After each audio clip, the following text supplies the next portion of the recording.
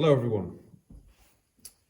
The setup I've got here is to show the cooling curve for a molecule called stearic acid. Now I'm going to have to work quickly here because it's already cooling down. Stearic acid is actually a carboxylic acid and it's got a long carbon chain. There are 18 carbons in total. It's what you'd call an aliphatic compound, because it contains only a carbon chain. It doesn't contain any benzene ring.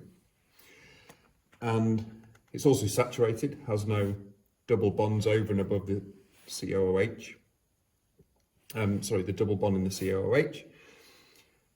So it's basically a carboxylic acid. It's solid at room temperature. It's what you'd consider a fatty acid. So in biology, fatty acids are carboxylic acids which have long aliphatic chains.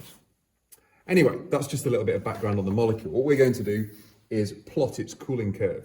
So you can see, I've just used this Bunsen burner, and what I've done is I've got the stearic acid, also known as octadecanoic acid, 18 carbons, and I've put it in a water bath. And at the moment, the temperature is probably hovering around 85. What I'm going to do is I'm going to carefully take the tripod away without burning myself, and then remove the water bath.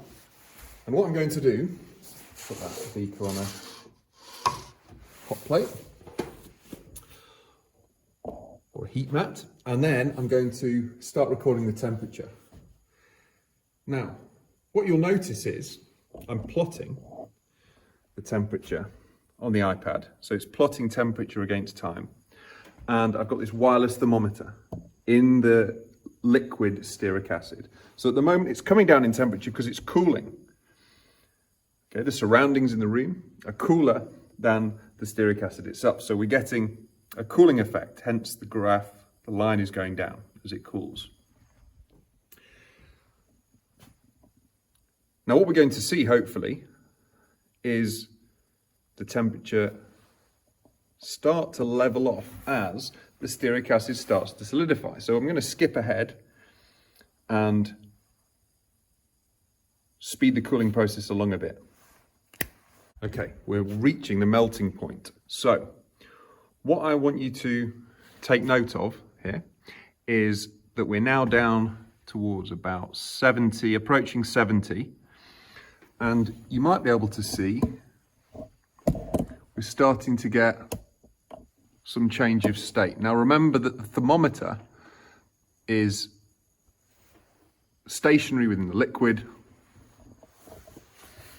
and the temperature is not going to be entirely uniform throughout.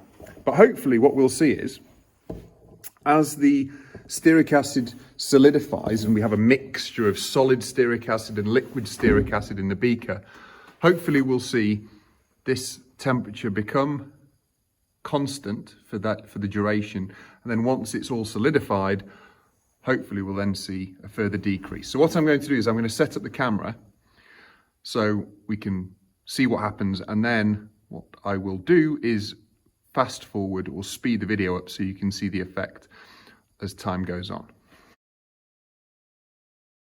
Although it wasn't perfect because the thermometer was always in one position and the energy transfer, wasn't perfect, we got roughly a constant temperature here, and you can see the solid is now starting to cool down. Now we've got all the liquid having turned to a solid. I'm just going to speed up the process by using a beaker of cold water just to show you what effect that has on the temperature of the stearic acid test tube.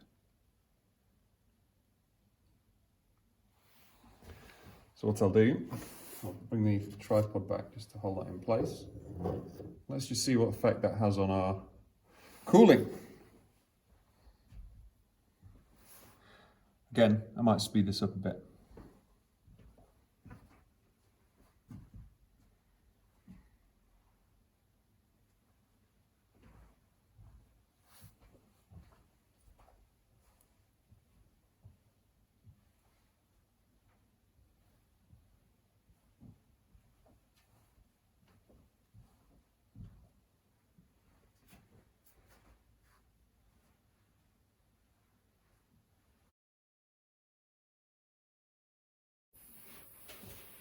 Right, I've got some water here in a beaker and a wireless thermometer is measuring its temperature, and I'm going to plot it on the data logger here on the iPad.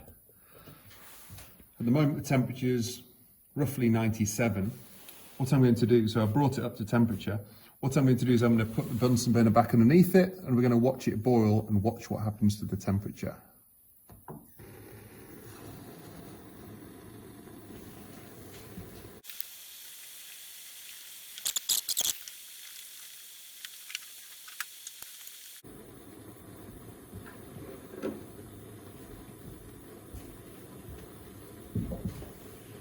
So you can see the temperature is staying constant at 100 degrees Celsius while the water's boiling, even though we're supplying it with a considerable amount of energy from the Bunsen burner. Okay, so there, change of state, constant temperature.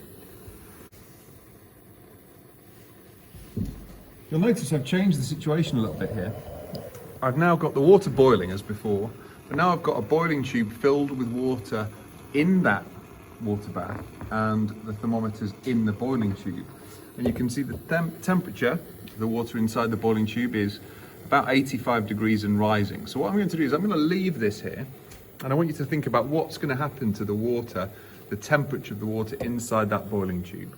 So I'm going to leave this here and we're going to observe what happens as the water inside the boiling tube heats up as a result of being in that boiling water bath.